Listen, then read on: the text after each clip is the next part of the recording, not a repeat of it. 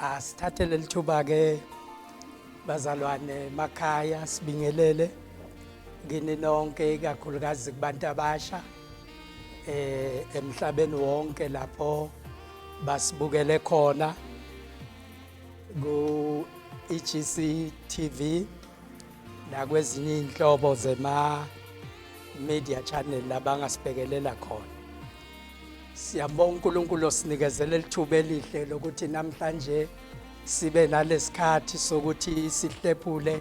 kanye nabantu abasha njengoba esikhathini esendlule umholi uye wandlala wabeka ekhuluma le ndaba ebalulekile yokuthi abantu abasha bavuke ngoba kunezinto eziholela umuntu omusha noma abantu abasha ekulaleni noma ezibalalisayo. Sibuka le ndaba kaZenkulu ke yokuthi abantu abasha kulesikhathi esibi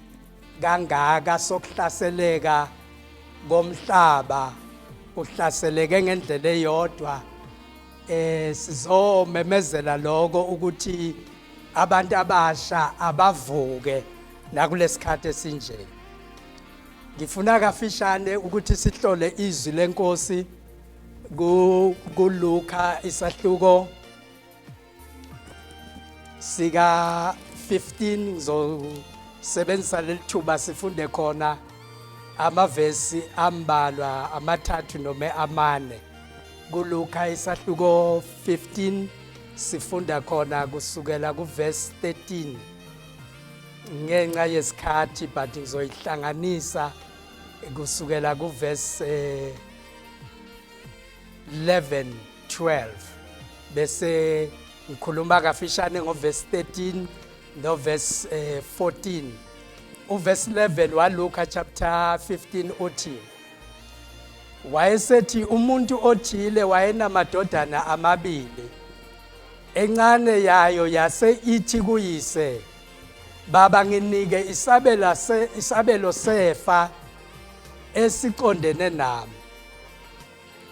Qhubeka lithi wawahlukanisela impahla. Kwathi emva kwezinsuku ezingeziningi indodana encane yayisibutha konke yamuka yaya ezweni elikude yachitha khona imfuyo yayo ihamba ngokonakala. Uverse 14 uthi isisaphaze konke kwavela indlala enkulu kulelozwe yaqala ukweswela. Asithandaze. Baba siyabonga izwi lakho, khuluma nathi Nkosi ngalesi sikhathi egameni lika Jesu, amen. La bantu abasha bazalwane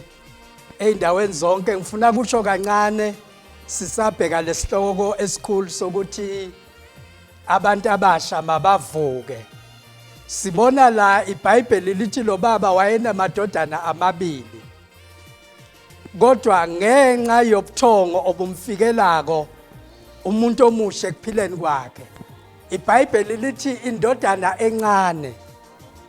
yafika kubaba yathi, baba nginikezele isabelo sefa eliqondene nami.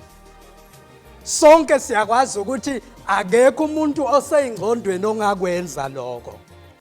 The fact yokuthi waya kuyise wayocela isabelo sefa eliqondene naye kukhombisa kona ukuthi wayelele bekangekho ezingqondweni nasecabangeni okuright. Ukube uyise wambuza ukuthi ndodana yini ofuna kuyenza ngalesabelo sefa eliqondene nawe, angicabanga ukuthi bekangathola impendulo eright ngobe naye ayikho into eqondile ehlelekile abefuna ukuyosebenzisa lesabelo sefa ekuyenzeni. Uyabona ukuthi wayefuna lesabelo sefa kodwa engena plan evakala ukuthi uma esenikeziwe yini ayakuyenza ngaleso sabelo sefa. Lithi iBhayibheli wafika wenza le demand kuyise wathi nginikezele isabelo sefa eliqondene nami. La kule ncwadi yonke kaLuka uma sifunda bantu abasha kaningi siyaye sifunde siyavamisa kuyihambela ihlukaniseke igaba ezahlukahlukene uma uqala kulo verse 11 uyogcina ku verse 31 sibona ekuqaleni lapho lo muntu omusha enza ama demand kumzali wakhe sibone number 2 ukusuka kwakhe eshiya ikhaya his departure esuka ekhaya eshiya imfudumalo nobumnandi basekhaya ephumelezweni elikude angalazi sibono kwesibili noma kwesithathu impilo lafike wayiphila kulelo lizwe elikude aphumela kilo siphinde sibone okwesine lapho sesibona khona his turning point sesibona khona lapho ngenxa yempilo afike ayiphila noma elathola ukuthi yaphilwa kulelozwe elikude aphumela kilo sekuphele konke sibona his turning point ngenxa yezimo ahlangabezana nazo siphinde sibone his actual return esebuyele ekhaya siphinde sibone ngicabanga ukuthi ku number 6 his father's reception indlela ubaba afike wamukela ngayo ekhaya sibone nanendlela ibandla emuva ekhaya erepresenta undodana enkulu elafike lamukela ngayo ngicabanga ukuthi indaba ende esingeke saba nesikhathi sokuyiqeda but ngizozama nje ukushaya lo part 1 wakhona sibuke the demand la yenza undodana encane kumzali siphinde sibuke his departure siphinde sibuke number 2 umisikhathi sizivumela sibuke his life in the far country iBhayibheli lithi wayesemnikeza uyise lesabelo sefa esiqondene naye wawahlukanisela wamnikeza iBhayibheli lithi uma ufunda uqhubeka uyabona ukuthi noma elitholile lelifa kodwa wayengazi ukuthi yini eright angayenza ngobe la ekhaya bekaphila impilo eright ondliwa enakekelwa enzelwa konke akudingayo kodwa wakhetha ukuphuma ekhaya ayoziphilela ngaphandle ngifuna ukuthini namhlanje ngifuna ukuthi kumuntu omusha osacabanga kuyekela umuntu omusha osacabanga ukushiya ikhaya lakhe lokomoya umuntu omusha osacabanga ukusuka ashiya ukukholwa ngizothi mana kancane umuntu omusha kwangathi lesinqumo lokucabanga kusithatha ayisisinqumo esiphusile sihlakaniphile mana kancane linda kancane lithi iBhayibheli emva kweinsuku ezingeziningi ileyo nto bantu abasha efika ilimazi idabula inhliziyo yami ngoba lithi iBhayibheli esethole isabelo sefa eliqondene naye senikeziwe akazange asalinda akazange kusahlaleka ekhaya wavele washiswa yifa alinikeziwe lamenza wangasakhona ukuhlala ekhaya wenza ukuthi angasakhona ukuhlala nabazali bakhe lithi iBhayibheli emva kwezinsuku ezingeziningi le ndodana encane eyayinikezelwe ifa yayisibutha konke kwayo ekhaya malibonga igama lenkosi yayisibutha kwasani eqondene nayo ekhaya yathatha kwalelifa layo amanye amahumusho athi yathatha lesabelo sefa enikezwe sona yahamba yasithengisa yabese ihamba nale mali yaphumelezweni elikude inkosi yomsibe nani and uma iBhayibheli lithi bazalwane emva kwezinsuku ezingeziningi yabutha konke lithi number 2 isibuthe konke yamunga bese lithi number 3 yaya ezweni elikude zocela ukuthi kuyofanele ngiku-address naloko yaya ezweni elikude lithi iBhayibheli yachitha khona imfuyo yayo ihamba ngokonakala la sibuye sikeza khona le verse lithi manje wabutha konke nesabelo sefa elinikeziwe wabese uyahamba uyezweni elikude and iBhayibheli nalithi waya ezweni elikude not ukuthi likude ngokwe distance ngobe akekho umuntu owamejarisha le distance la yaba but kuthiwa a distance country noma a far country not far because of the distance laba imejarisha not ukuthi lalikude ngokwe distance abayimeasurisha, but kuthiwa yizwe elikude ngobe yizwe elabakude nekhaya lakubo, elabakude ngamanye amagama kithi bantu abasha yizwe elingenankulunkulu. That is the far country. Yizwe umuntu omusha nakulona elimenza ukuthi abe kude nankulunkulu, la akhona khona angabi sebudlelwaneni nonkulunkulu. Nangabe umuntu omusha la ukhona khona awukho ebukhoneni bankulunkulu, awukho ebudlelwaneni nonkulunkulu, la ukhona khona ukude nonkulunkulu. Ngamanye amagama you are in a far country, kusafanele ubuyele ekhaya ngobe la ukhona khona awukakabi sekhaya, na ukude nonkulunkulu. Ngamanye amagama kusafanele ubuyele ekhaya. Lithi iBhayibheli waya ezweni elikude. Sengishilo ukuthi a far country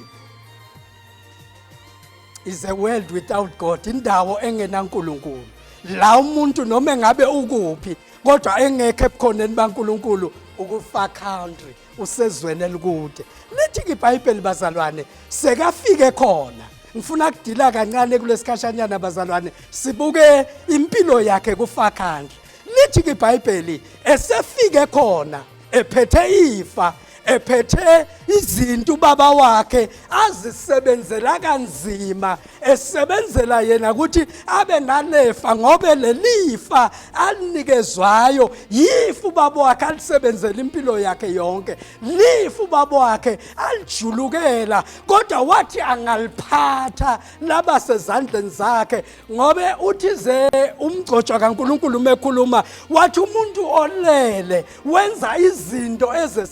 ezinyantisa igazi, wenza izinto ezihlazisayo uma umuntu elele. That's why sithi abantu abasha mabavuke. Lithi iBhayibheli lo muntu omusha sekaphethe isabelo sefa, sekafikile ezweni elikude, sekanayo yonke imali umhlaba ongahle uyidinge ube nayo, sekanayo yonke into ayidingayo. Wafika ehamba ngokonakala, waphila impilo yokonakala,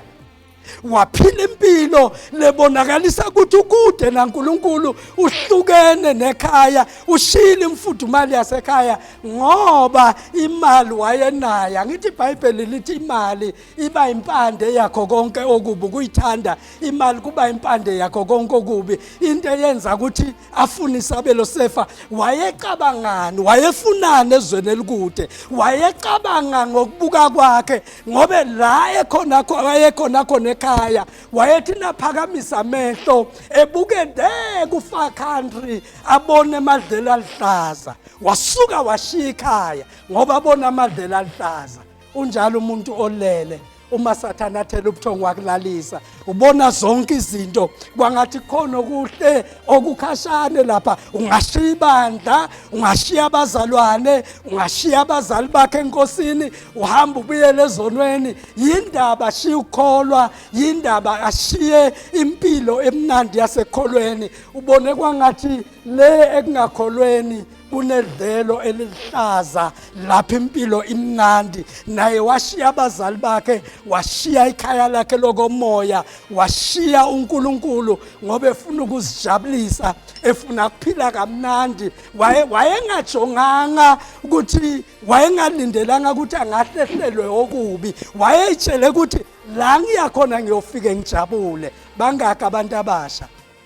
abahlubukile bashiya impilo emnandi evangeli, bashiya impilo emnandi yokholwa, badonsa ngamadlela amnandi, badonsa injabulo ephela koyezwe, balahla ukuphila uKristu Jesu asizuzela kona ngegazi lakhe, bagijimisa impilo ephelako, bagijimisa impilo lena ukude ungekho kiyo. Uthi na uphakamisa amehlo uyibuka kude le ine far country, uyibone kwangathi ngamadlela alihlaza. Wathi kufika anemali wajabula, ngoba iBhayibheli lithi injabulo yongakholwayo iyashesha, iba into eshesha kibe into yesikhashana. Ubona ngani lokho? iBhayibheli lithi la siqale khona washesha wabutha konke. Cabanga ukuthi uma umuntu ebizelwe ekholweni, uma umuntu omushelando ezonweni elethwa kuKristu elethwa ekholweni kuyajulukwa kuyahlushekwa kumiswa amathende kushunyayelwe kujulukwe kulanda umuntu omusha ezonweni athi asabuyile ezonweni sekasendlini yenkosi lithi iBhayibheli akubanga semva kweinsuku ezinganani kodwa insuku ezimbala wabutha bangaki abalandwa kwajulukwa belanda ezonweni kodwa kwabalula kuhlubuka kwabo kwabalula kubuyela emuva kwabo ngizothi mina kubantu abasha akakabi isikhathi sokubuyela emuva akakabi ilawa lokuhlubuka akakabi ilawa lokulahla kodwa leli hour leli lokuthi abantu abasha noma usathane bekasakulalisile sisothi vuka umuntu omusha vuka ekhaya noma engawukuphi la ukhona khona emsebenzini sizothi vuka umuntu omusha indlela isaqhubeka osibizileyo usasilindele ekhaya amazulu asasilindele lithi iBhayibheli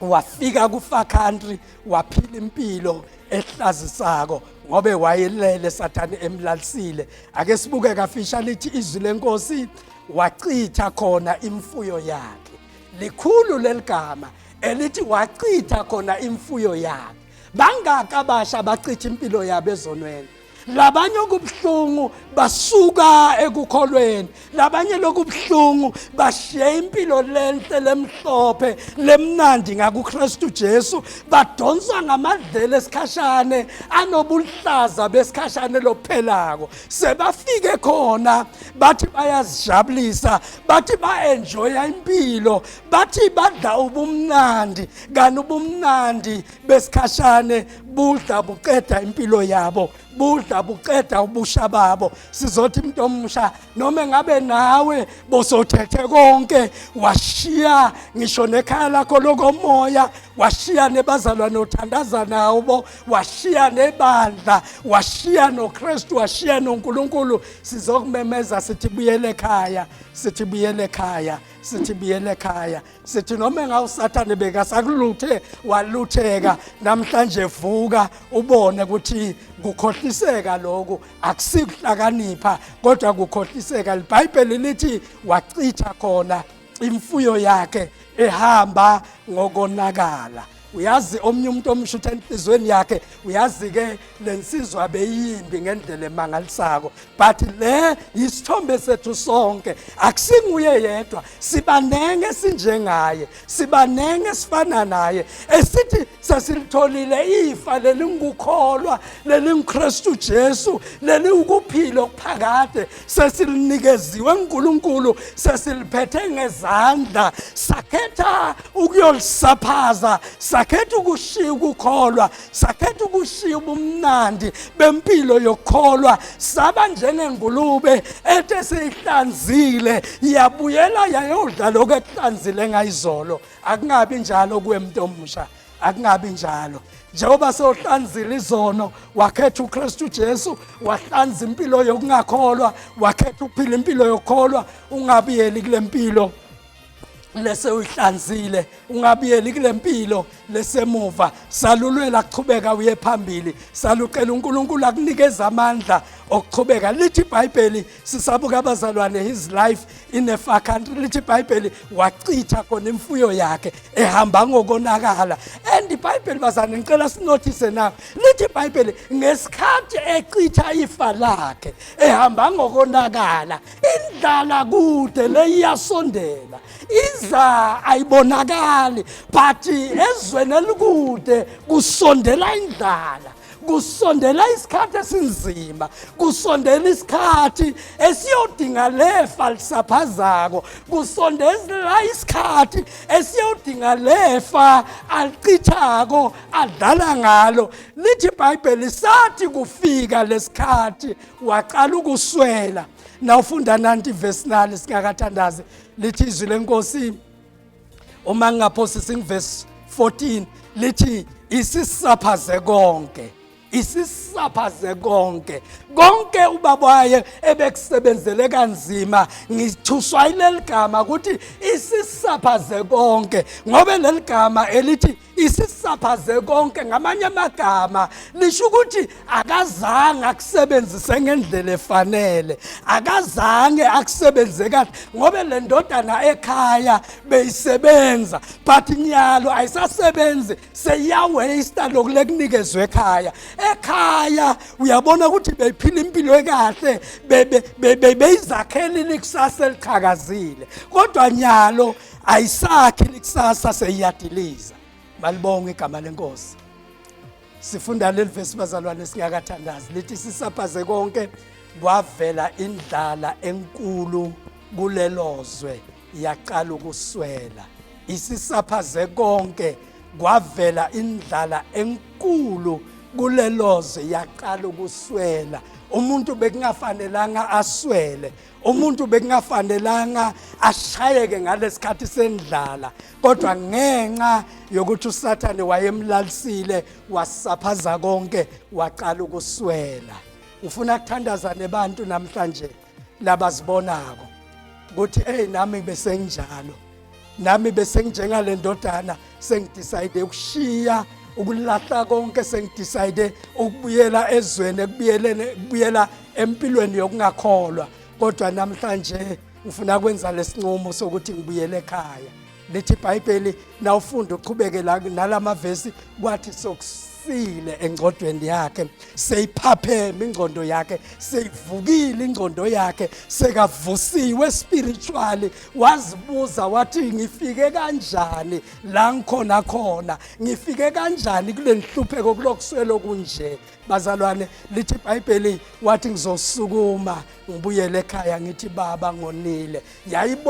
yayiseyimoshile kodwa yathi ngizobuyela ekhaya kuvuleka umnyango omkhulu ongevalwe umuntu ukuthi nawe umuntu omusha noma during lockdown lesikiyo emhlabeni wonke bokulahlile ekholwa wahlubuka wabuyela emuva wakhangwa yizwe wabona amadlela alihlaza aphelayo umnyango uvulekile ukuthi nawe ungabuyela ekhaya ulindelwe ekhaya nawe ungaphakamisa amehlo akho uwabhekise phezulu uthi baba ngonile ithi le ndodana angisafanele nokubizwa njengendodana yakho kodwa sengingabizwa nanjengesisebenzi akusenandaba yinge nje uma ngamukelekile uma ngiphinde ngamukelwa ekhaya noma ngisamukelwa njengendodana sengimukelwa njengesisebenzi kodwa nethi nangimukelekile dadewethu ubuye ekhaya mfowethu umuntu omusha buye ekhaya sathandaza phakamisa amehlo akho bheka uNkulunkulu usakuncenga usakubiza sesiyathandaza uJehova ophilayo uJehova onamandla uNkulunkulu ongamlahla umuntu uNkulunkulu ombekezelelayo umuntu naba basha Nkosi emakhaya abanye Nkosi bahambe njengale ndodana yolahleko balahleka kodwa namhlanje Nkosi njengale ndodana yolahleko baphakamisa amehlo abo nenhliziyo zabo bayiphakamisela kuwe baba yenza umusa egameni lika Jesu bamukele beseza thize wena ozayo kuwa umlahleli ngaphandle bavuse Nkosi phaphamisa ingqondo yabo siyabonga egameni lika Jesu amen.